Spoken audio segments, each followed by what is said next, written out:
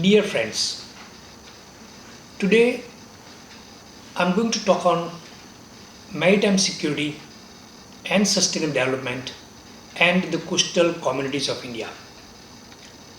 I will try to analyze the interrelationship between maritime security and sustainable development with a specific focus on the coastal communities of India. I would like to argue that there is a need for a strong cause and effect analysis of maritime security and sustainable development in India and among other maritime nations. In fact, maritime security needs to be seen and needs to be recognized as an important national security enabler for achieving sustainable development. Maritime security and sustainable development studies, in my view, are still compartmentalized.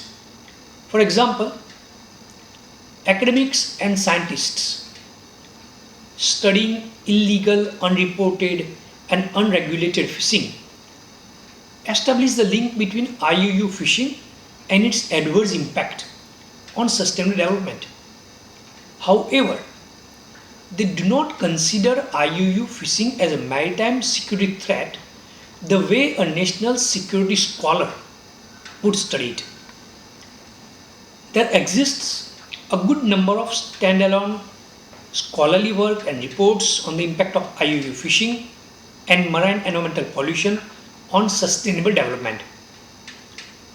However, what is missing is the analysis of all important maritime threats and how the whole set of threats impact sustainable development. The interlinkage between maritime security and sustainable development has not yet been an object of systematic study and regulations. However, more and more articulation of the maritime security threats and a corresponding rush for states towards a blue economy will generate more scholarly and policy interest in this interdisciplinary topic. The UN Secretary General report identifies 8 major maritime security threats, namely piracy, armed robbery, trade in narcotics, human smuggling, proliferation of weapons of mass destruction, transnational organized crime, marine environmental pollution, and RRU fishing. These threats, like for other nations, have direct and indirect impact on India's efforts for the realization of 13 and 14 Sustainable Development Goals relating to climate change and life below water. The Sustainable Development Goals aim to sustainably manage and protect marine and coastal ecosystem from pollution as well as address the impacts of ocean acidification. It is expected that enhancing conservation and sustainable use of ocean-based resources through international law will also help mitigate some of the challenges facing our oceans. Therefore, I would like to show how each individual threat impacts the quest for sustainable development in India with specific focus on its coastal communities. Coastal communities of India, both as critical stakeholders but also vulnerable constituencies, have vital stakes as far as the impact of maritime security threat for their sustainable development is concerned. For example, comprehensive maritime security will enable India to fully exploit the potential of various long-term and medium-term projects, including the Sagarmala project, to contribute to food security of these communities by means of preventing, reducing, and controlling RRU fishing. Similarly, maritime transport security related investments will enable India and the coastal communities to achieve the goal of their employment security. Therefore, it is imperative for India to develop feasible maritime security strategies, mechanisms, and processes for the sustainable development of these communities. The sheer population size of coastal communities makes a compelling argument. The population of coastal communities of 9 Indian states, Gujarat, Maharashtra, Goa, Karnataka, Kerala, Tamil Nadu, Andhra Pradesh, Odisha, and West Bengal, and the two union territories, Diu Andaman and Puducherry, of India amounts to 560 million, of which 171 million reside in coastal districts.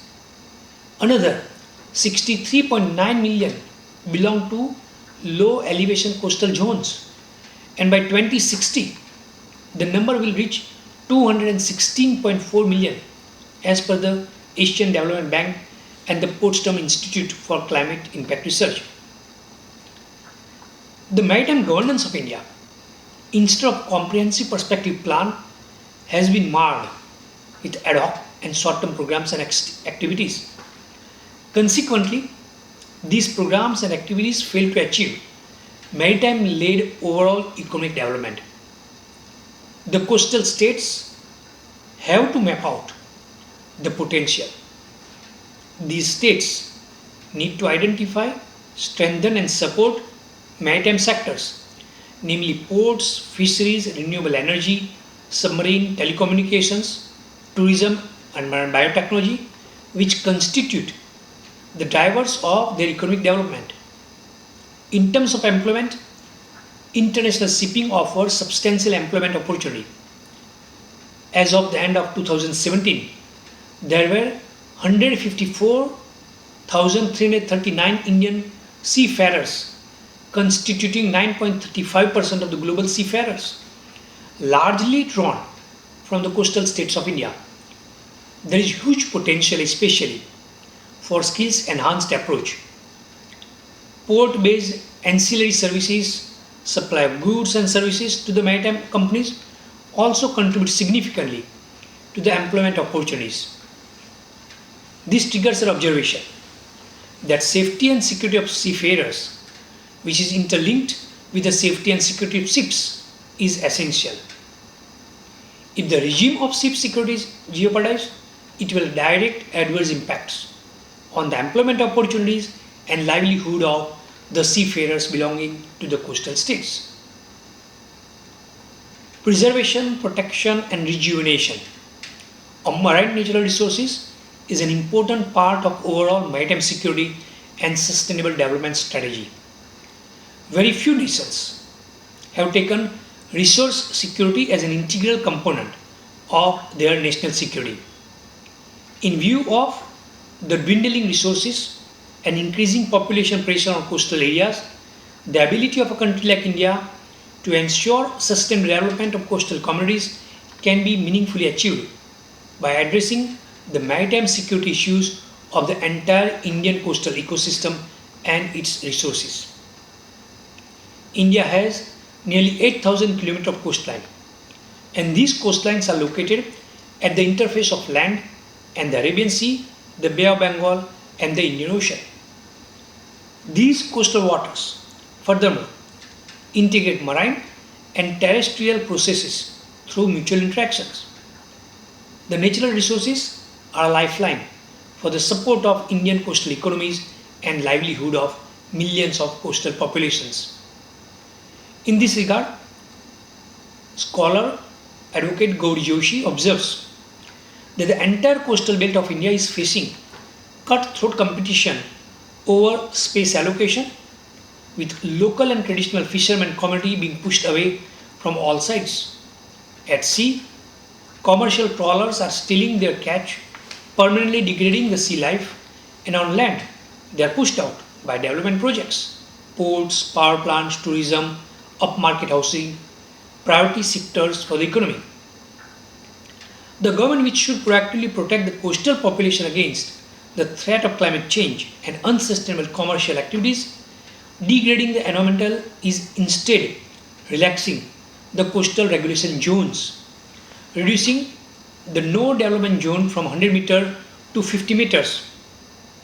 India lost nearly 235 square kilometers of land to coastal erosion, more than the size of the entire Amsterdam municipality between 1990 and 2016.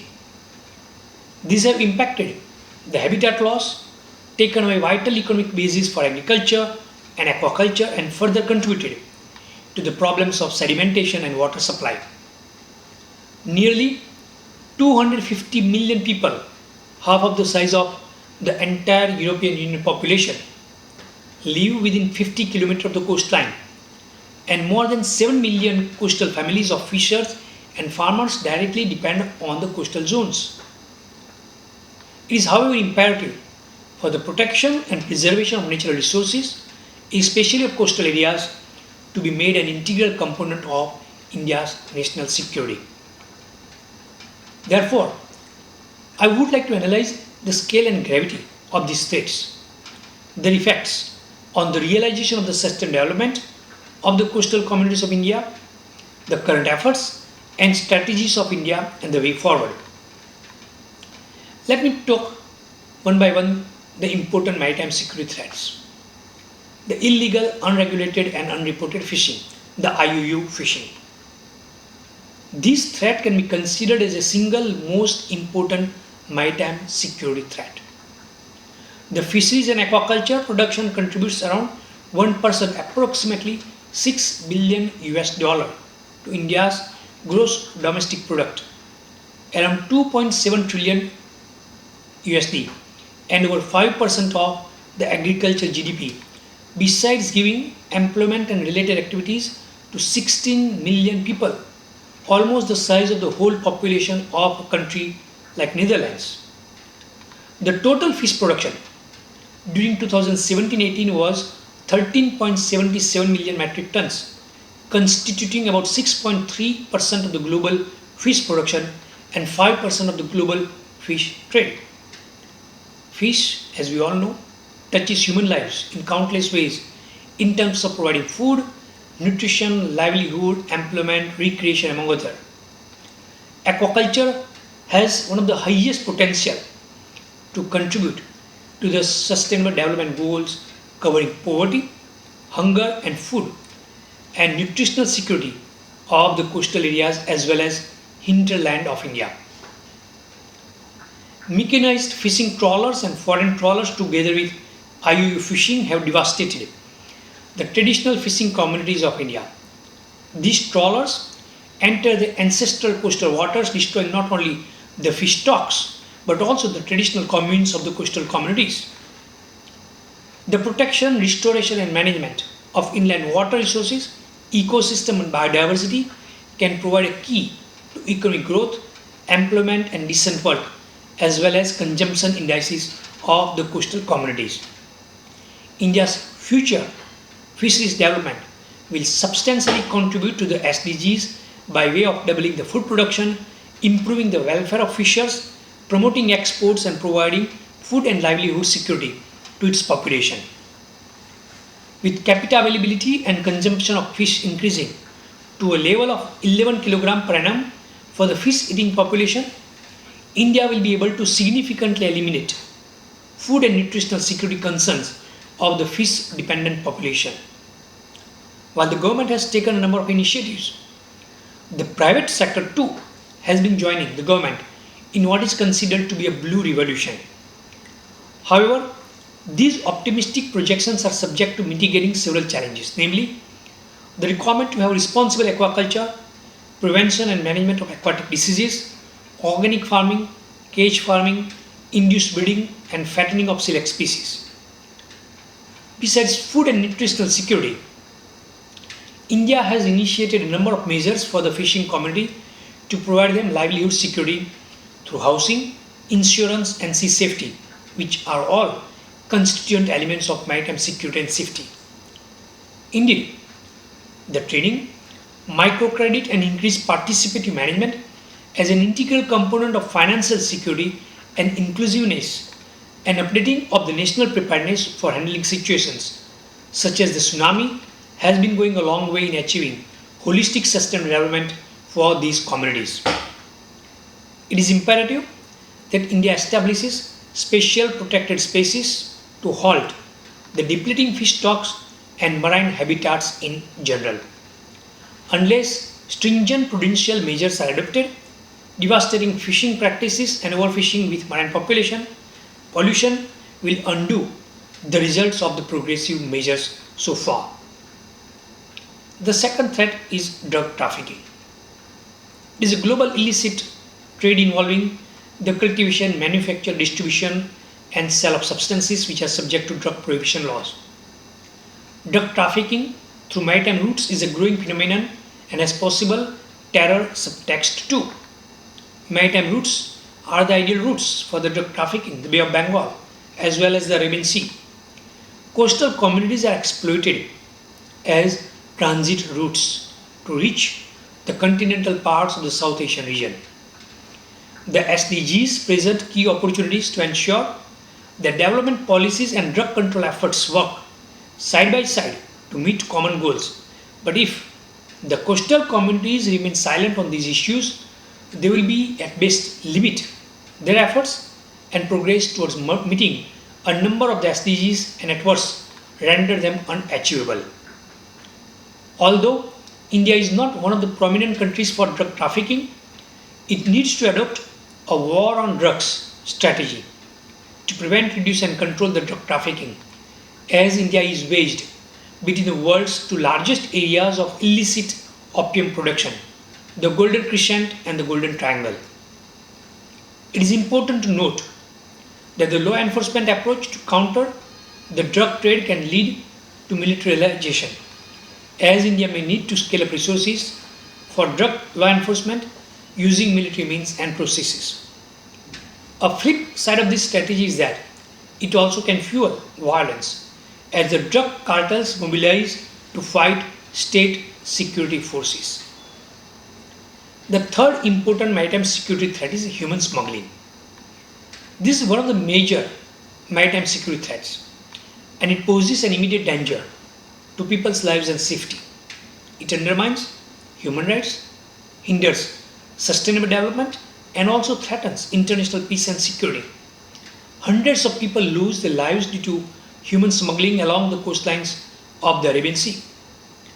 Maritime terrorism, piracy, and smuggling of arms and light weapons together with human smuggling constitute the framework of maritime low-intensity conflicts. The higher incidence of arms and human smuggling in the South Asian, Arabian Sea, Bay of Bengal theatre has been a serious threat and challenge to the Indian littorals. The fourth is the weapons of mass destruction. The Arabian Sea is one of the densest shipping regions in the world. Although the Arabian Sea routes are used for genuine purposes of mercantile and commodities, the lower standard of high-tech surveillance and gigantic nature of monitoring the trade are twin challenges which narcotic drug traders and dealers use for clandestine purposes. The Indian practice vis-à-vis the Proliferation Security Initiative suggests that India uses the stipulated measure as it is evident from its interdiction of the North Korean freighter Kwal Song in the Arabian Sea in 2002.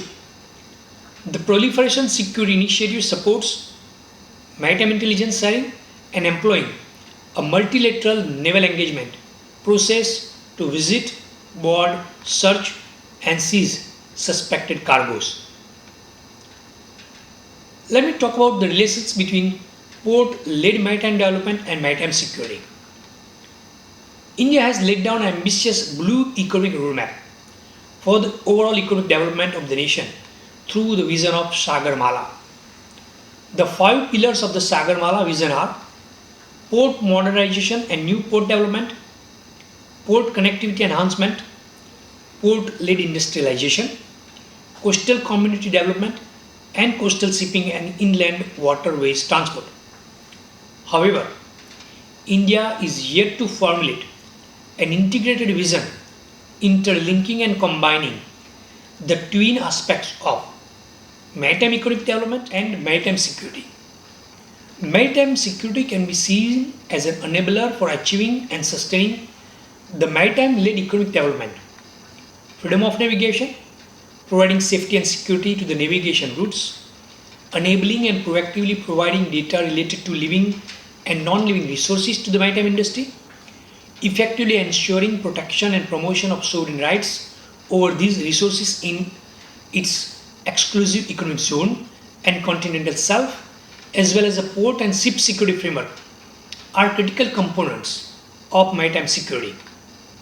Currently, the framework of maritime security action plans is missing and can raise serious doubts regarding the ability of India to protect and promote maritime security objectives and interests. India needs to urgently finalize its plans for the enhanced maritime security capabilities and capacities that can supplement the Sagar Mala vision. India shall simultaneously develop equally capable plans on marine conservation and resource management as well as on touristic and recreational fisheries. India is required to develop feasible implementation plans on sustainable development goals for the maritime transport sectors.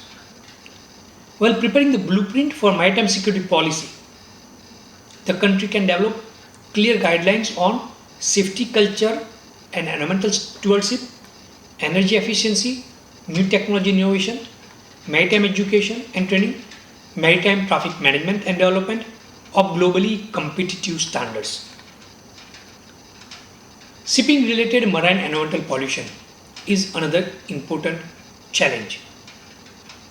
International shipping is an important stakeholder in the climate change debate and the consequent achievement of the SDGs. Since climate change is acquiring an important national security dimension and trajectories of CO2 emissions from international shipping are essential. It is important that India maps the trajectories concerning Indian ships. Air pollution and greenhouse gas emissions shall be embedded in the technical and operational measures, improving energy efficiency design and management and in future market-based measures. In other words, carbon pricing. As India embraces the Sagarmala vision, it is essential that it captures these requirements. Use and carriage of heavy graded oil constitutes India's major component of oil imports, but the carriage of heavy graded oil is an important source of oil pollution. India further needs to develop a polar code as it will significantly enable the ships to gain distance around 3900 to 4500 km in both cases, Northwest Passage and the Northern Sea Route. This will contribute to the reduction of CO2 emissions and significantly increase cost saving for the maritime transport industry of India. India's shipping related marine environmental pollution prevention and reduction and controlling preparations are abysmal. India has undertaken obligations for safety requirements for all ships which are subject to the UNCLOS. However, it is lagging behind in terms of development of these plans.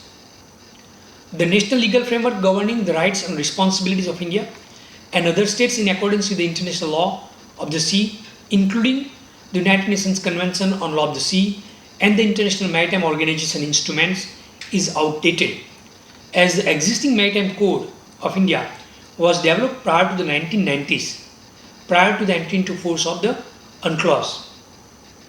India needs to ensure a mandatory environmental protection level with zero discharge requirements in areas of greater concern.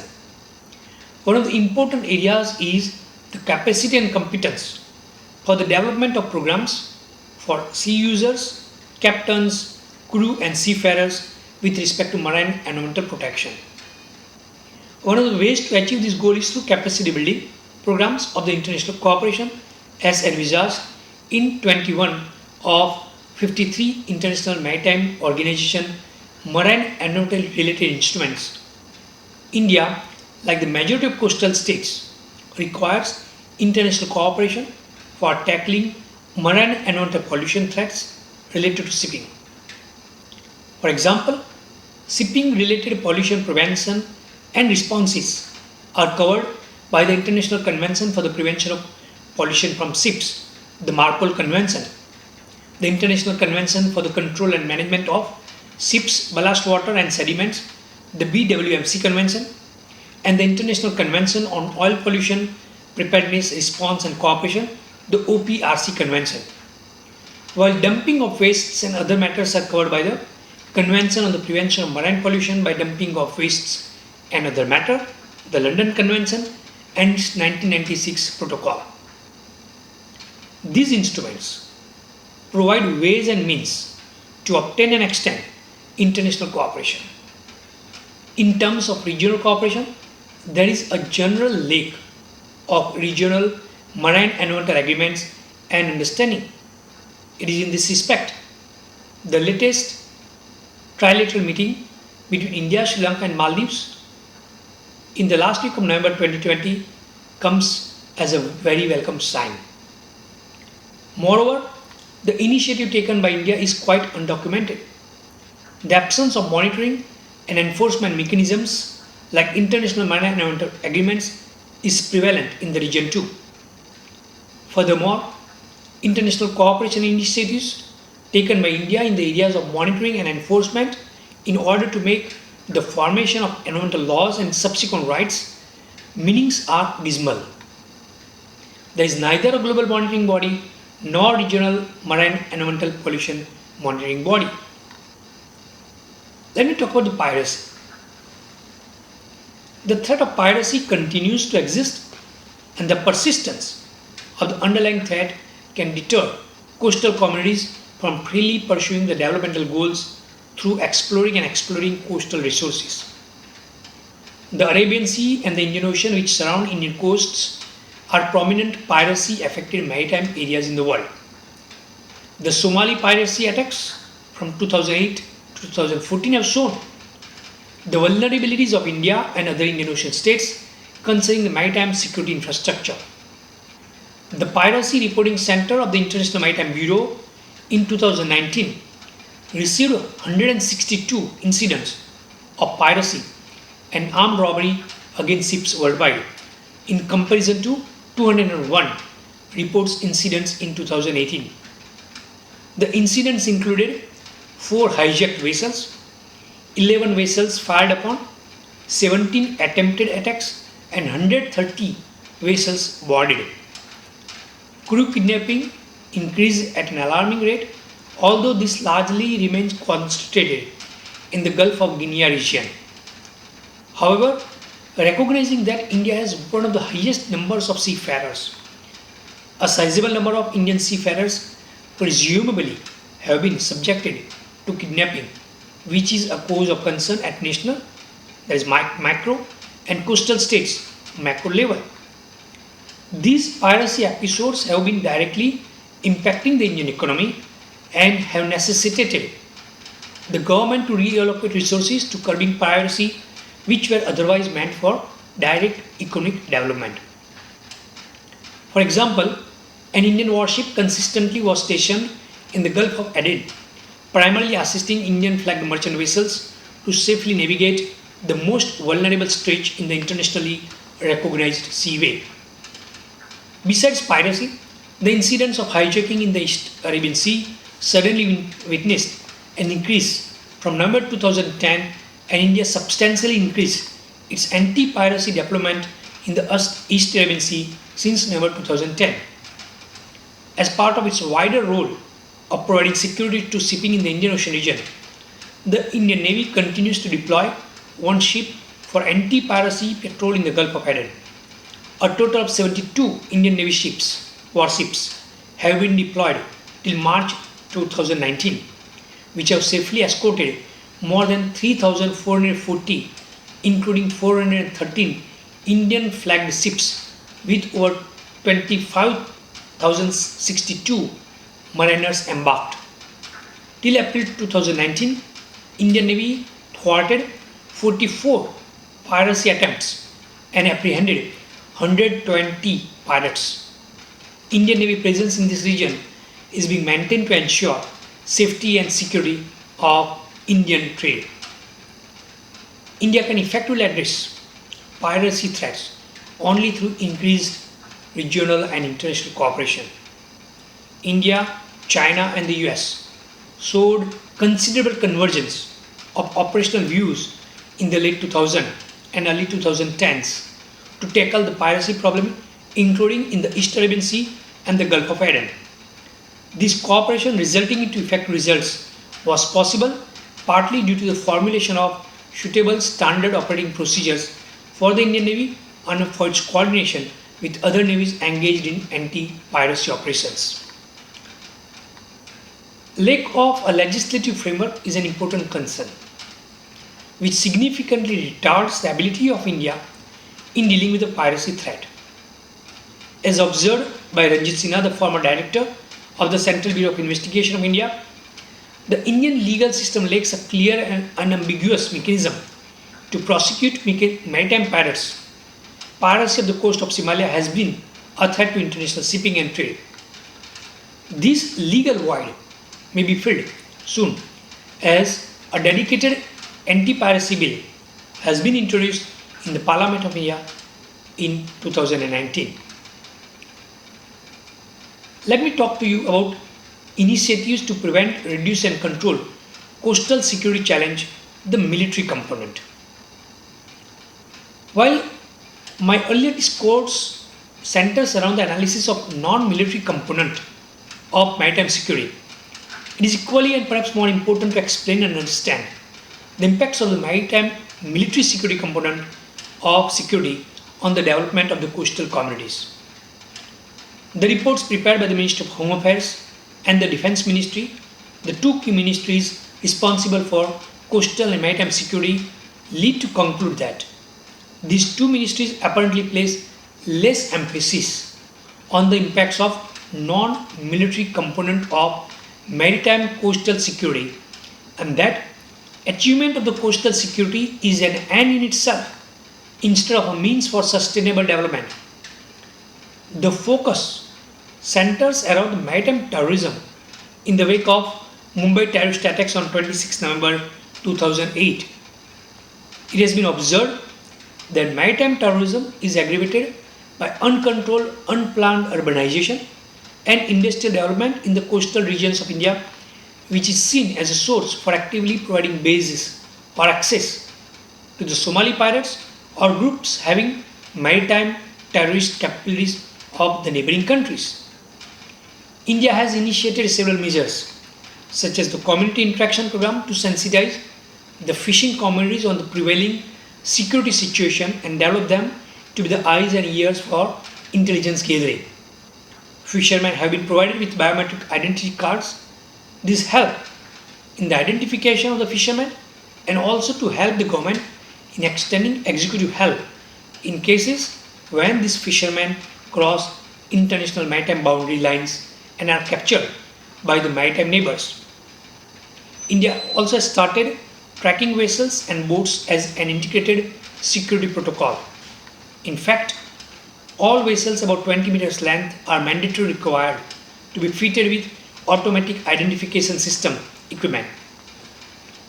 Besides the direct measures to help the fishing communities, the security of non-major ports, of which 227 are located in coastal states, are issued with a compendium of guidelines to address various security concerns. As a part of the overall coastal security strategy, India has initiated a coastal mapping project which includes vital details and the location of coastal police stations, local police stations, intelligence setup, fish landing points, fishing villages, ports, custom, checkposts, hospitals, railway stations, bus stations, bomb disposal facilities, etc. The coastal states and union territories of Gujarat, Maharashtra, Goa, Karnataka, Kerala, Tamil Nadu, Andhra Pradesh, Odisha, West Bengal, Daman and Diu, Puducherry and Andaman Nicobar Islands have completed the process of coastal mapping. Lakshadweep is in process of completing the exercise. Coastal mapping is also considered as an integral component of the integrated coastal resource management, as well as for the return of the displaced coastal populations and reconstruction. This further helps in developing and managing human usage of coastal resources following the principles of sustainable development. The Indian Navy and the Indian Coast Guard remain at the forefront of dealing with the above maritime security threats. The Indian Navy has been designated as the authority responsible for overall maritime security, which includes coastal and offshore security. The Indian Navy is assisted by the Indian Coast Guard, Coastal Police, and other central and state agencies. The ICG is also designated as the authority responsible for coastal security in territorial waters, including areas to be patrolled by the coastal police up to 24 nautical miles, encompassing the territorial sea as well as India's contiguous zone. The Director General of the Indian Coast Guard has been designated as Commander Coastal Command and is responsible for overall coordination between central and state agencies in all matters relating to coastal security. However, the lack of coordination with regard to enforcement jurisdiction between the Indian Navy and the Coast Guard limits the capability of the Indian state to thwart maritime security breaches in an effective and timely manner. In the larger domain of maritime security of the coastal communities, the following measures are noteworthy. These can contribute to their safety and security and contribute to their commerce and trade growth. India has been contributing to the regional maritime security by ensuring safety and security of maritime traffic through helping maritime neighbors set up their coastal surveillance networks for developing shared maritime domain awareness. In this context, India launched an Information Fusion Center, Indian Ocean Region in 2018. The IFC IOR is a major initiative to put in place a mechanism for maritime domain awareness and to ensure situational awareness of the maritime activities in the region. This center provides linkages and coordination with national and multinational organizations that are relevant to maritime safety and security. It collates, analyzes, and disseminates information related to maritime safety and humanitarian assistance and disaster relief requirements at sea. India has signed wide shipping agreements with a number of countries, provided capacity building assistance, and ensured capability enhancement by imparting training. A rule-based maritime order and stability in the Indo-Pacific region is of paramount importance to India. India's engagement with the countries and institutions in the region have been deepening in consonance with its interest to promote order and stability in the region. Indian Prime Minister Narendra Modi articulated the new Indian Ocean policy during his visit to Mauritius in March 2015. The policy, encapsulated in SAGAR, meaning ocean, which stands for security and growth for all in the region, includes deepening economic and security cooperation with friendly nations in the region, especially the maritime neighbors and island states, and favors collective action and cooperation for peace and security in India's maritime region. India's relationship with littoral states of the Indian Ocean have indeed grown stronger.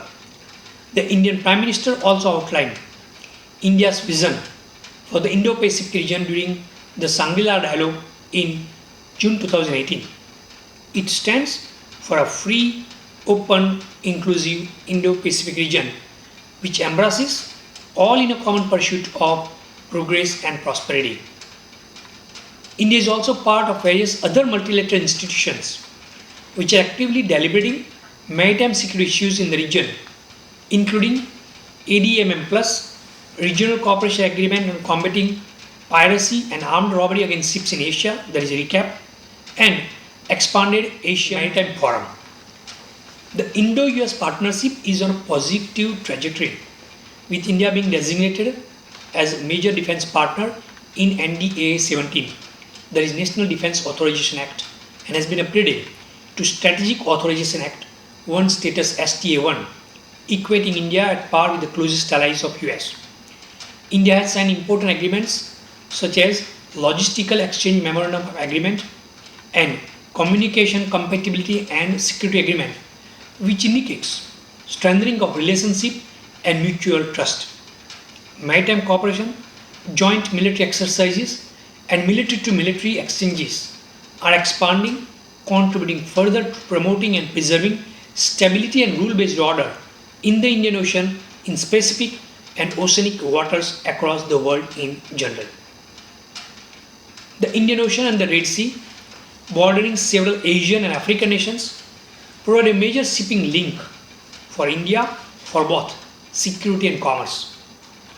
A significant percentage of India's trade, including oil, passes through the Gulf of Aden and the Indian Ocean, making this route a priority for enhanced safety and security. Indian Navy ships have been escorting merchant ships and have undertaken various initiatives to strengthen anti-piracy efforts.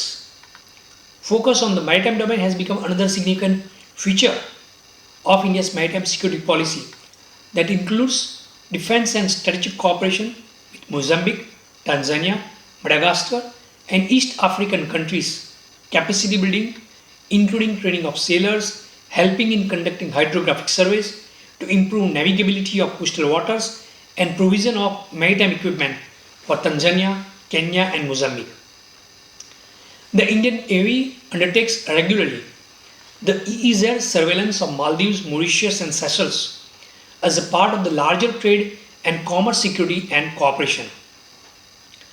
The Indian Navy has been engaging with various friendly foreign navies for concluding and signing of agreements for exchange of wide shipping information for enhancing India's maritime domain awareness. India has signed as of 2017 wide shipping agreements with 13 countries and operationalized virtual regional maritime traffic center arrangements with Brazil, France, Israel, Kenya, Spain, United Kingdom, and Italy. What this leads to me to conclude. Each of the major maritime security threat needs either a standalone or a combined law at national and state level. This can be partially achieved by introduction of bills into the Parliament of State or the state assemblies. However, this has not been the case, as can be seen by the list of major central legislations governing the maritime development and security domain. Since the passage of any law requires a great deal of time, it is expected the government at both levels, union and state level, will hardly have an essential legal framework for the near future. This means the central and state governments remains and will be continue to remain constrained to address the current challenges and will be in a weaker position when the new challenges will arise out of the implementation of the ambitious Sagarmala and some other developmental projects. Thank you very much.